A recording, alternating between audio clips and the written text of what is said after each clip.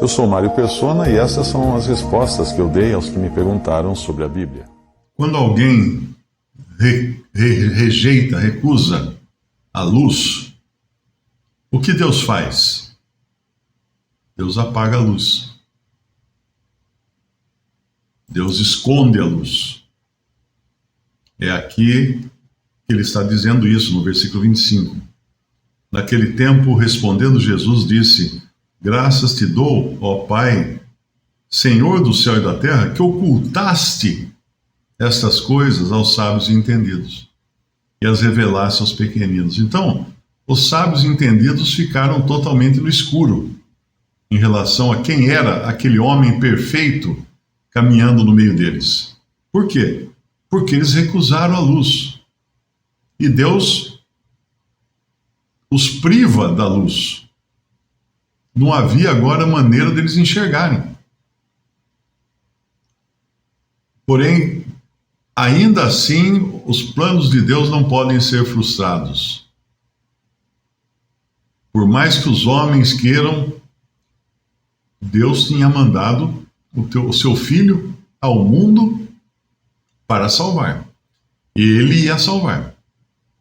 Ele ia salvar os pequeninos, ele ia salvar os ignorantes, ele ia salvar os pobres de espírito, ele ia se revelar àqueles que estivessem sem entendimento das coisas, que não se considerassem sábios, mas estivessem prontos para receber pela fé a palavra de Deus, porque a palavra de Deus não se recebe pela razão. Os céticos, os cientistas, os ateus tentam entender a Bíblia pela razão, mas o que acontece é que quando eles abrem a Bíblia para usar a razão para entender a Bíblia, a página apaga.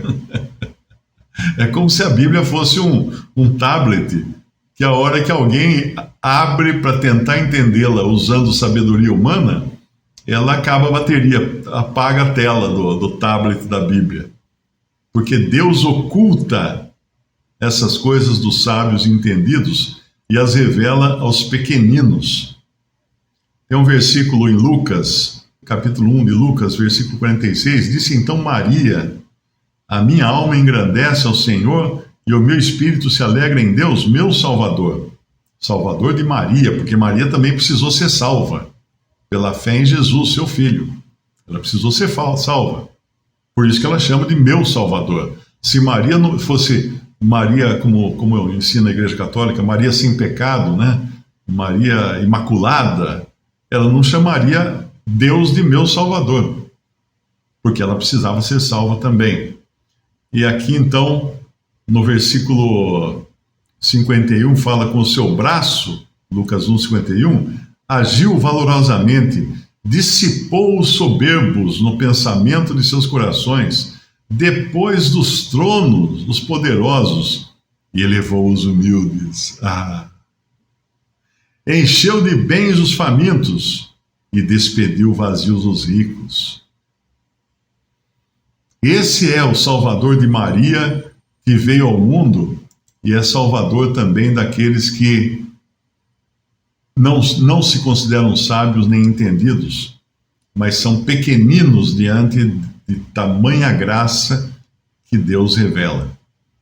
E ele aqui então vai falar sobre esses pequeninos, né? No versículo 25 em diante, nós vamos ver que só é possível conhecer o Senhor os que não têm sabedoria própria, porque senão não precisariam conhecer aquele em quem estão escondidos todos os tesouros da sabedoria e da ciência, como fala em Colossenses 2, versículo 3. Nele estão escondidos todos os tesouros da sabedoria e da ciência. E se estão escondidos, eles só podem ser enxergados, ser vistos, pela revelação da palavra de Deus. No versículo 27, todas as coisas me foram entregues por meu Pai. Agora, você imagina um homem na terra falando isso. Todas as coisas me foram entregues por meu Pai. Que homem é esse? Ei, pensa bem, que homem é esse? Todas as coisas, todo o universo, me foi entregue por meu Pai. Que homem é esse? Será que ninguém percebeu que, a menos que ele fosse totalmente louco, não é? Ele devia ser a pessoa real, o Messias que eles estavam esperando. Eles esperavam um Messias, mas acho que eles não estavam esperando um Messias tão grande assim. Talvez eles esperassem um Messias que viesse vestido de soldado, todo armado, tal, para lutar contra o invasor romano, mas um Messias que era dono agora de todas as coisas, por quem tinha sido feito o universo, por quem tinham sido criados os mundos, aquele que sustenta todas as coisas pela palavra do seu poder. Esse eles não suportariam receber. Era muito para a cabeça daqueles fariseus orgulhosos. Todas as coisas me foram entregues por meu Pai. Que pretensão é essa? A menos que ele seja realmente o Filho de Deus, não é pretensão nenhuma. É o direito que ele tinha, porque era o Filho de Deus e é o Filho de Deus vindo ao mundo. E ninguém conhece o Filho senão o Pai. Como assim ninguém conhece o Filho senão o Pai? Porque o Filho de Deus é um mistério. Não dá para entender realmente. É impossível entender completamente Jesus, Deus e homem. Não dá para. Tem um livro, acho que alguém escreveu, analisando a inteligência emocional de Cristo, alguma coisa assim. Não tem que analisar nada.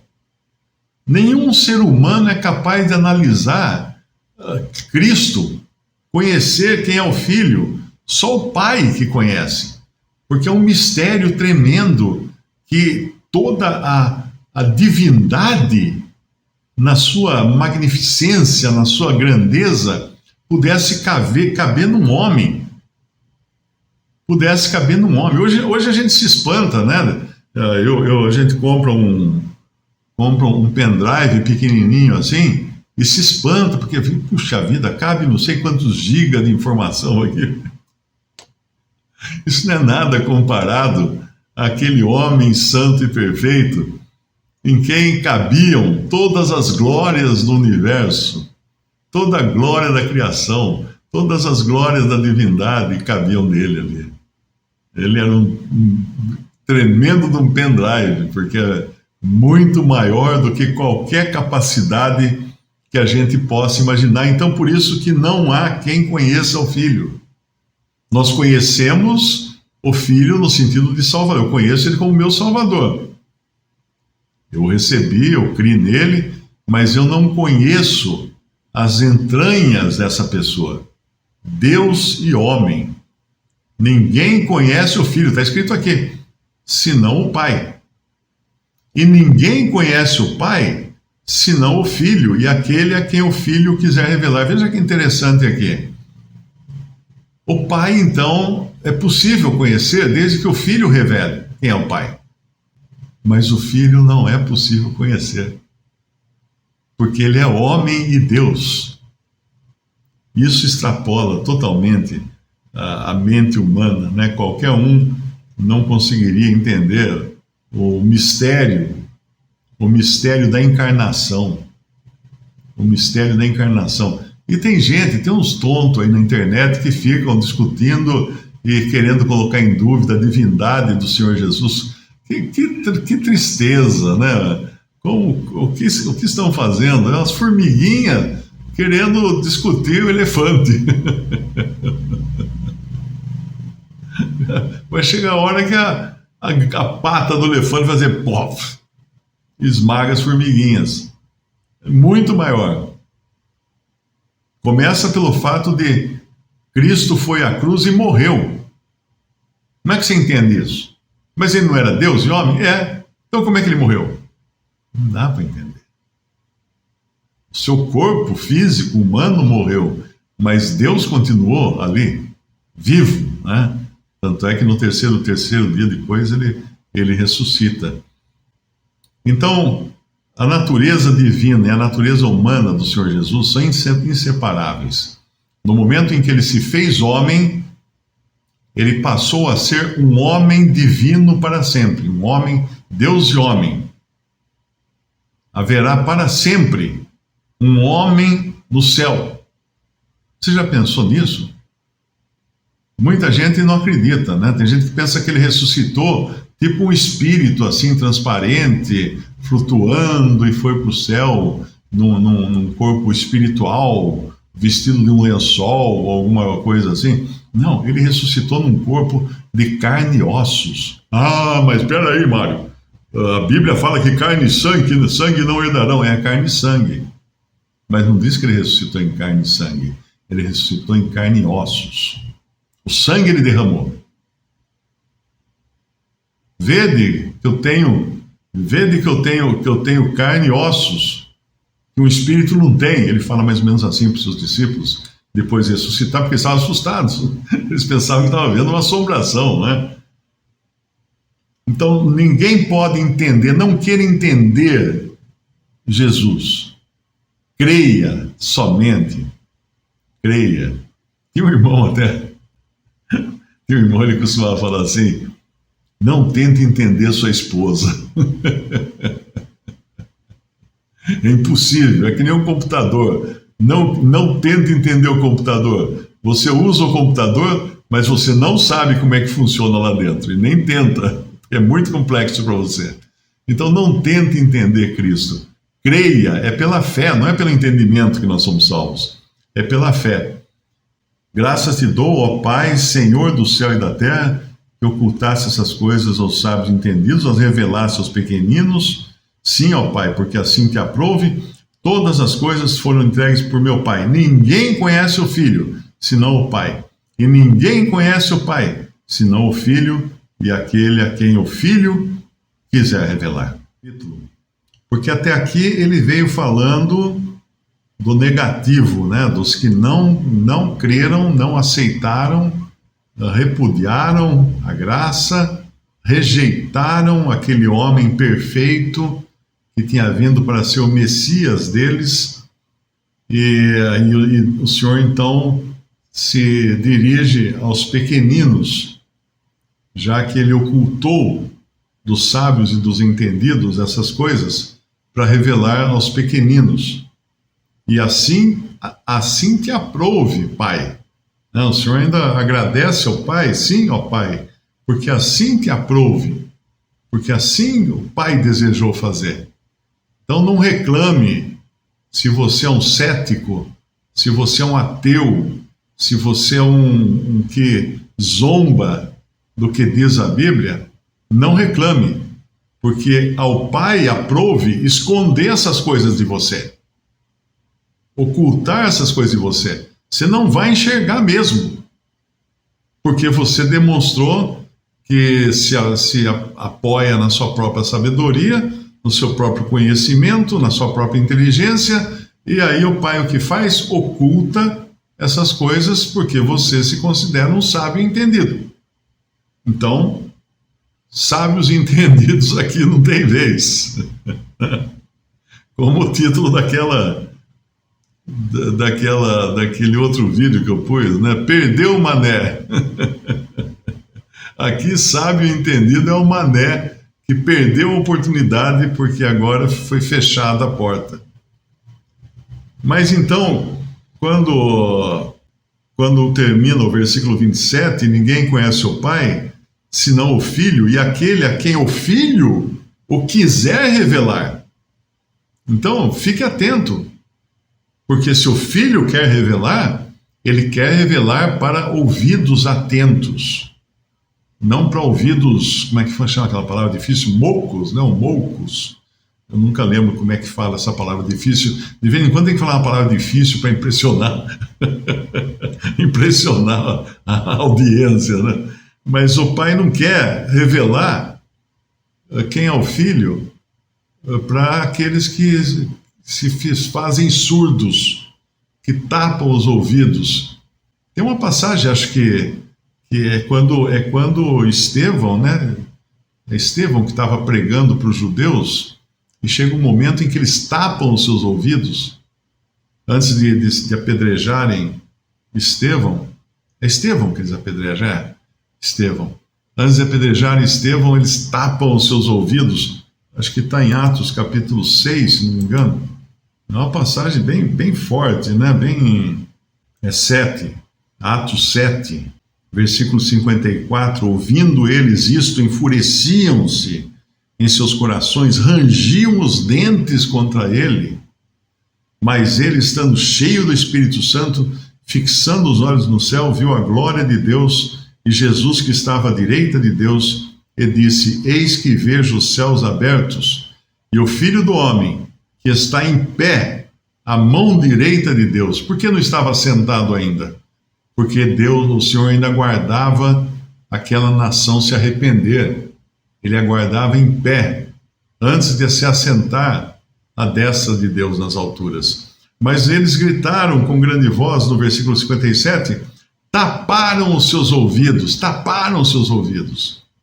e arremeteram unânimes contra ele, contra Estevão, e expulsando-o da cidade o apedrejavam, e as testemunhas depuseram as suas capas aos pés de um jovem chamado Saulo, e apedrejaram Estevão, que em invocação dizia: Senhor Jesus, recebe o meu espírito. E pondo-se de joelhos, clamou com grande voz: Senhor, não lhes imputes este pecado. E tendo dito isso, adormeceu. Ele parte dessa vida com as mesmas palavras que o Senhor tinha nos lábios quando foi crucificado. Eles não sabem o que fazem. Perdoa, Pai, porque eles não sabem o que fazem. Senhor, não lhes impute esse pecado. Então eles taparam seus ouvidos. E essa é a condição do homem hoje, tapando os seus ouvidos porque não quer escutar falar da graça de Deus. E não é só o homem ateu, não, é o religioso também. O religioso também, eu publiquei um vídeo que é o maior inimigo do crente é o que é da salvação por obras. É aquele que acredita na salvação por boas obras. Esse é inimigo daqueles que acreditam na salvação pela fé somente. Vinde a mim, versículo 28. Vinde a mim. E esse vinde a mim significa crer, né? Todos que estáis cansados e oprimidos, e eu vos aliviarei. Começa ele aliviando o pecador dos seus pecados, do juízo que recaía sobre ele. Vinde a mim, todos que estáis cansados e oprimidos. Se você não se sente cansado e oprimido, Cristo não é para você. Vai procurar outro lugar, porque não é Ele para você. Porque quem convida para quem está cansado e oprimido. E eu vos aliviarei. Aqui ainda falando de salvação, né? E é pela fé. Não é fé numa igreja, não é fé numa religião, não é fé num pastor, num papa, num clérigo, mas fé numa pessoa divina viva, naquele que morreu, ressuscitou e subiu ao céu. Aqueles que têm Jesus Cristo como Salvador, esses têm a salvação também. Então, para vir a Cristo, você precisa reconhecer-se perdido e sobrecarregado de pecados, de tristezas, de tudo que é ruim nesta vida. No versículo 28 de Mateus 11, ele estava falando até aqui de salvação, de conhecer, de receber o Filho, de crer no Filho, e dos que rejeitam o Filho também, né? Mas agora ele vai falar de serviço. Não é salvação, é serviço. Porque quando ele fala, tomai sobre vós o meu jugo e aprendei de mim, que sou manso e humilde de coração, e encontrareis descanso para as vossas almas. Porque o meu jugo é suave e o meu fardo é leve. É interessante aqui que ele fala que o jugo dele é tomar o jugo. O que é o jugo? O jugo é a canga, né? A canga do boi. Ele puxa a carroça, ele puxa o carro de boi, tem aquele pau nas costas do boi assim, que prende ele na carroça. Tomai o meu jugo, o jugo de Cristo, porque é leve. Aprendei de mim. Ah, mas eu vou fazer um curso de teologia. Aprenda dele. Ele está falando aqui, aprendei de mim, que sou manso e humilde de coração. Ele é o verdadeiro exemplo. Ele é o verdadeiro ensino, né? Os homens, lá em Mateus 23, ele fala, tem um versículo 4, Mateus 23, versículo 4, diz assim, a respeito dos fariseus, que eram os clérigos da época, os religiosos da época, os pastores da época, os padres da época, pois atam fardos pesados e difíceis de suportar, e os põem aos ombros dos homens. Eles, porém, nem com o dedo querem movê-los. Esses são os clérigos. Esses são os que impõem cargas em cima dos homens que eles próprios não carregam e nem querem carregar. Mas o fardo do Senhor é leve, o jugo é leve. E no jugo dele nós encontramos descanso. Não é para nos esgotar, né? Um outro ponto, o fardo é leve, o jugo é suave e o fardo é leve. Um outro ponto interessante desse jugo é que o jugo ele era para ser puxado por 2 bois. Quem já viu um desenho de um jugo, uma foto na internet, é um pau assim que é meio curvo, depois ele é curvo de novo, porque vai ficar em cima do lombo do pescoço de um boi, e a outra curvatura em cima do pescoço do outro boi. E a pergunta que a gente faz aqui é o seguinte: quem é o outro boi? Ok, eu tomo o jugo que o senhor me convidou a tomar, o jugo dele. Tomei, está o jugo sobre mim. E quem que está do meu lado aqui carregando a outra parte? Adivinha? Quando nós nos convertemos, nós não puxamos a carga sozinhos. No serviço do Senhor, Ele está do nosso lado, ocupando o outro lado da canga, o outro lado do jugo. Ele está ali conosco, nos ajudando a carregar o fardo do serviço para Ele, né? Porque o meu jugo é suave e o meu fardo é leve. Eu encontrei uma citação muito interessante de um autor chamado J.H. Jowett. Eu não conhecia. E ele escreve o seguinte: o erro fatal do crente é procurar carregar o fardo da vida num único colar. Porque o jugo tem aquele colar, né? É o pau que fica em cima e aquele colar que fica embaixo do pescoço. Deus nunca pretendeu que um homem carregasse o seu fardo sozinho. Cristo, portanto, lida apenas com jugos. Um jugo é um arreio para 2, e o próprio Senhor roga para ser um dos 2. Ele quer compartilhar o trabalho de qualquer tarefa irritante. O segredo da paz e da vitória na vida cristã é encontrado em adiar o colarinho do eu e aceitar o jugo duplo e relaxante do mestre. Então, essa citação desse autor que eu achei muito bonita. Irmãos, então, os que dizem crer no Senhor Jesus, porém dizem que a salvação é por obras, estes não são salvos? Olha, uma vez um irmão, ele falou uma frase muito interessante. Ele falou assim: o único que eu tenho certeza da salvação sou eu. Ele falando a respeito de si mesmo, né? Porque nós lemos em 2 Timóteo, capítulo 2, que o Senhor conhece os que são seus. Então, qualquer ideia, né, do tipo, mas e se a pessoa crê em Jesus, mas ela também reza o terço, e ela também faz promessa para Santa Filomena, não sei se, acho que existe, né, Santa Filomena, ou ela também acredita que tem que acender vela, ela crê no Senhor Jesus? Ela crê no Senhor Jesus. Todo o resto vai ser jogado no lixo. porque o Senhor não deixou nada do resto. Então, se ela crê no Senhor, mas ela tem todos esses penduricalhos religiosos em torno disso, gastou dinheiro, perdeu tempo, podia ter usado a vela para colocar no bolo de aniversário. Sim, mas crê no Senhor Jesus, está salvo. É isso que eu sei. Até aí eu sei. Até aí eu sei. Então, se ela diz que a salvação é por obras, se ela achar que é por obras, então ela não crê. Porque nós cremos no Salvador. Nós cremos no Salvador.